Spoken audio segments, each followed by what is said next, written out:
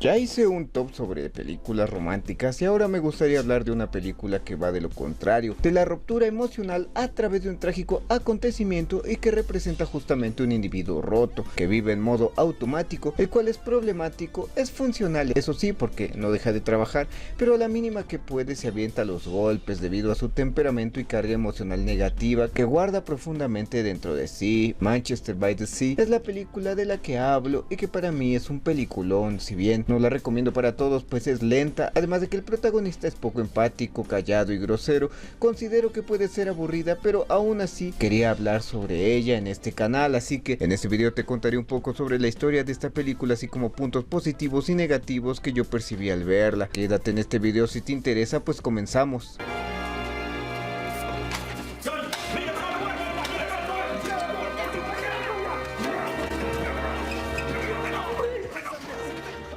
La historia empieza con la idea de un actorazo que se llama John Krasinski, ya saben, el chistosón que sale en The Office y que posteriormente vimos desvivido como fanservice en Doctor Strange in the Multiverse of Madness, junto con el otro también actorazo como Matt Damon, quien salió en la película del Marciano y también salió en Interestelar en Marte. En 2011, mientras Damon filmaba The Adjustment Bureau, Krasinski le presentó una premisa básica: un hombre cuya vida queda destrozada por un error momentáneo y que años después se ve obligado a regresar a su ciudad natal tras la muerte de su hermano para hacerse cargo de su sobrino. Y la verdad es que esta premisa es la idea central con la que gira esta película.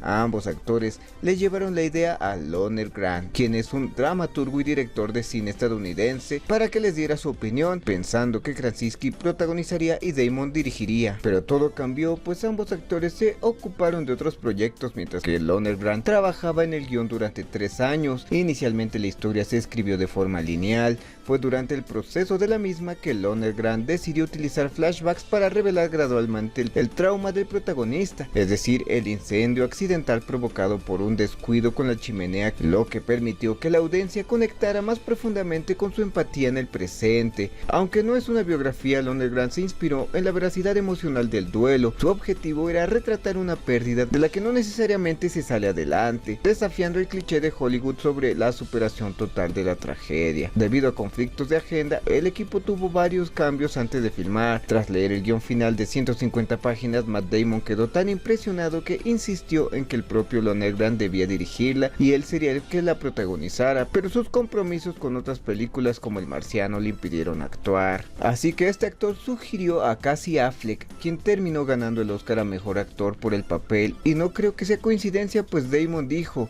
no le daría este papel a nadie más que a Casey Affleck. La escena en la que Casey Affleck llora en la morgue no estaba en el guión original. El actor se quebró de forma inesperada y el director decidió mantener la toma.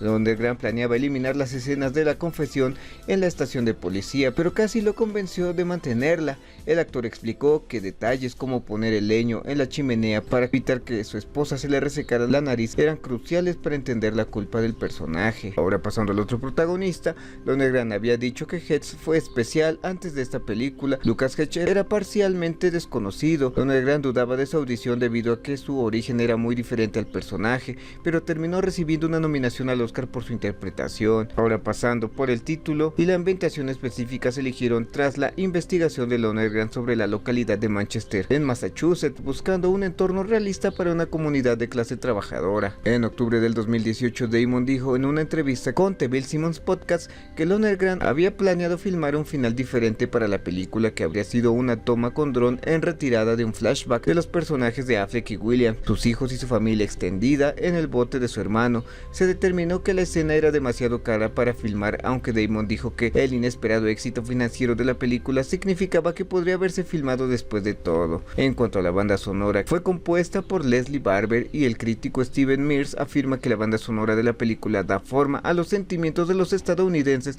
de clase trabajadora. Por otro lado, Bob Finger, quien escribe para Hasselblad, la describió como un elegante ruido blanco, una banda sonora hipnótica para la reflexión concentrada. Ahora pasamos a los puntos positivos. El elenco, comenzando por el Casey Affleck, fue mucho de él a diferencia de su hermano o del propio Matt Damon, pero este factor de carencia de fama ayuda a la interpretación de su personaje, pues parece un tipo normal cualquiera, gringo obviamente. Entonces pues sí crees su interpretación, callada, desinteresada, problemática y en constante conflicto, pues casi todas las conversaciones que él mantiene terminan en conflicto, sobre todo con su sobrino, quien está en esa época de rebelde. Lo hace excelentemente, pues le crees cuando es violento, cuando es desinteresado y cuando sufre, es decir que incluso con la constante culpa se ven los matices del personaje que la película se va encargando de demostrar de poco en poco.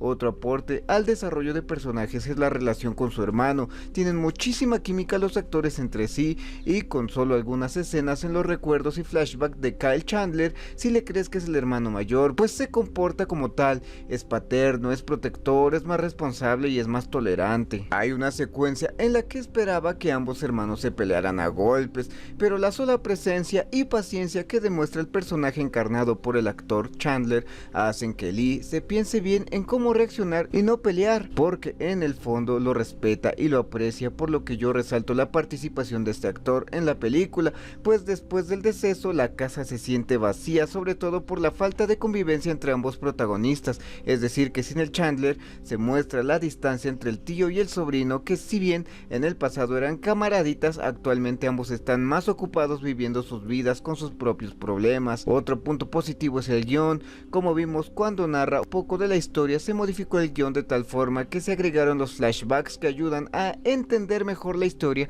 y también desde mi punto de vista mejora muchísimo el ritmo de la película, que a veces avanza muy lento o que se mantiene en un solo plano sin diálogos. Otro punto positivo es la representación del duelo. Hijo de su madre, la representación del duelo como algo imposible de recuperarse se mantiene presente en esta película. Si bien Lee, conforme avanza la historia, va mostrando atisbos de fragilidad, revelando casi al final que siente una profunda culpa al regresar a Manchester, aunque en realidad no puede contener ni dominar la culpa porque su pasado sigue vivo donde quiera que vaya, pero es en este lugar en donde todo lo que siente se incrementa y el tiempo que se mantiene ahí lo hace imposible de soportar día con día, demostrando con un estado de agotamiento emocional y social, sufriendo el juicio de su entorno y la imposibilidad de perdonarse. Lee se considera irrecuperable y lo dice en una frase en inglés: I can't beat it. Can't beat it. Rechazando el perdón e intentando alejarse de las personas que lo aman, incluido su sobrino, como forma de castigo. El final también es un punto positivo desde mi punto de vista, pues en un inicio pareciera que se deslinda de la responsabilidad, pero conociendo todo lo que está pasando e intentando cumplir con los deseos de su sobrino y que éste mantenga su ritmo de vida, y a pesar del deseo de su hermano de que de alguna manera su deceso los mantuviera más unidos, Lee decide que la mejor opción es que alguien más tenga la custodia del güey.